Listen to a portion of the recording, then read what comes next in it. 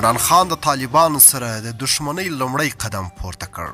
دا چې عمران خان طالبان ته کوم اخطار ورکړي او څه غوښتنې یې ترې کړې همدا ټول معلومات را سره په همدې ویډیو کې وګورئ. خو ویډیو را سره تر پایه وګورئ. السلام علیکم قدرمنو لیدونکو، ستړي مه شئ، وخت مو په خیر. د پاکستان صدر اعظم عمران خان د طالبانو سره هم دښمني په پیل کولو کې دی.